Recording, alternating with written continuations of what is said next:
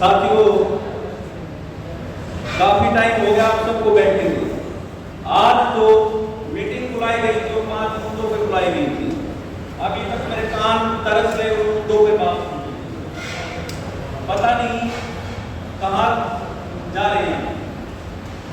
समय हमारे पास है, बुद्धि हमारे पास है, फिर हम करेंगे क्या? कुछ नहीं कर सकते।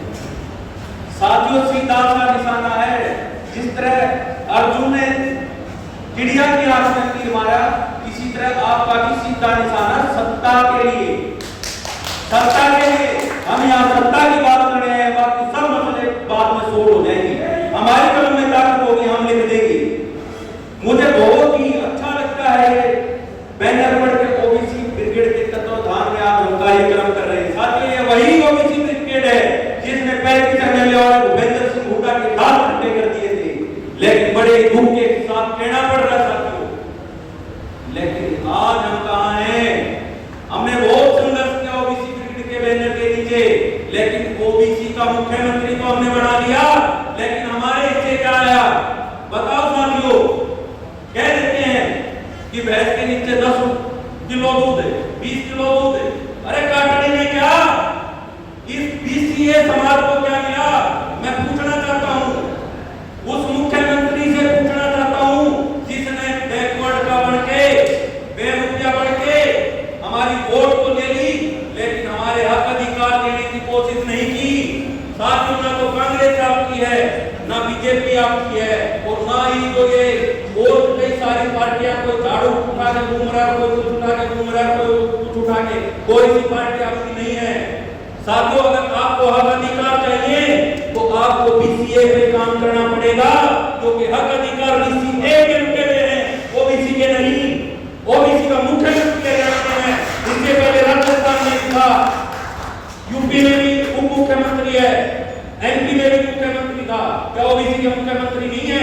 उत्तर प्रदेश में भी था। मेरा साथियों, और हक अधिकार किसके रुके हुए हैं? बीसीए वालों के। आज तक हमें अपनी पहचान ही नहीं है, हम अपनी पहचान ही नहीं खड़े कर पाए, तो हक अधिकार क्या लेंगे? कुछ नहीं मिलने वाला हमें, जब तक हमें एक झंडे के नीचे अति पिछड़ा हमारे बोर्ड में फोटो लगाकर कर्पूरी ठाकुर साहब का, कोई सुंदर की बात कर रहा है, कोई किसी चीज की बात कर रहा है।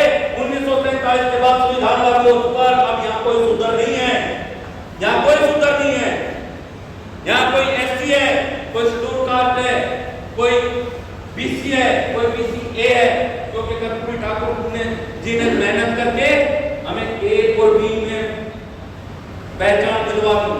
साथियों, अब हमें बीसीए के ऊपर काम करने की जरूरत है, और ज्यादातर 99% साथियां बीसीए के बैठे हैं।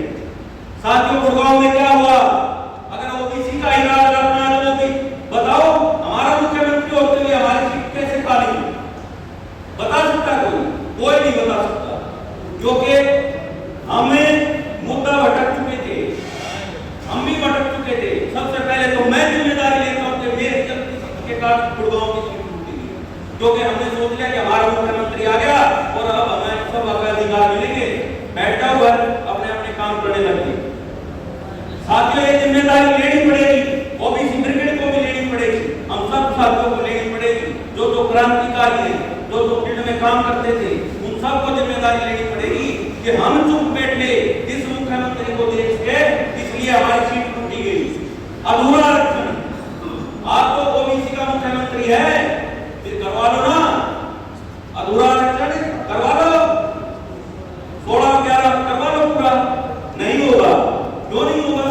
क्योंकि हमारा मुख्यमंत्री नहीं है, हमारा मुख्यमंत्री नहीं है साथियों।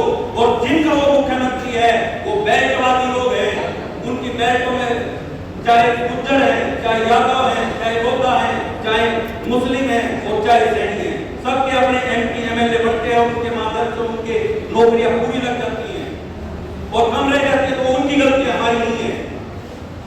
साथियों, समय कम है, मैं ज्यादा समय नहीं लेना चाहता, लेकिन मुद्दा अति पिछड़ा वर्ग पे केंद्रित करना पड़ेगा। और अगर हमें दिल्ली जाना है तो हमें अंबाला जाने की जरूरत नहीं है, हमें महेंद्रगढ़ जाने की जरूरत नहीं है, जो आने से सीधा दिल्ली का रास्ता है। दिल्ली के रास्ते में चलो साथियों, दिल्ली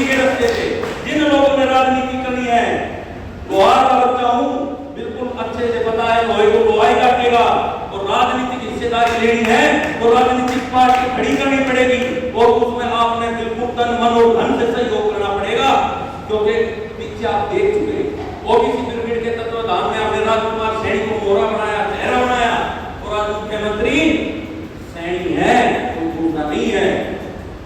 अगर अभी पिछड़े वर्ग का मुख्यमंत्री बनाना है, एमपी एमएलए बनाने हैं, तो कमांड अपने हाथ में लेनी पड़ेगी। कोई दूसरा नहीं देगा आपको कुछ, चाहे कोई भी हो, कोई नहीं देगा, क्योंकि देवलाल का कला राज और खाद अपने यहाँ से लग है, दूसरे के ना लग है। तो साथियों, इतना ही कहना चाहूंगा कि अगर कुछ करना है तो तरीके से कर लो, जिसने सामाजिक चेतना फैलानी हो सामाजिक कार्य करे, और जिसने राजनीतिक हिस्सेदारी लेनी हो राजनीतिक पार्टी रजिस्टर्ड करवाएं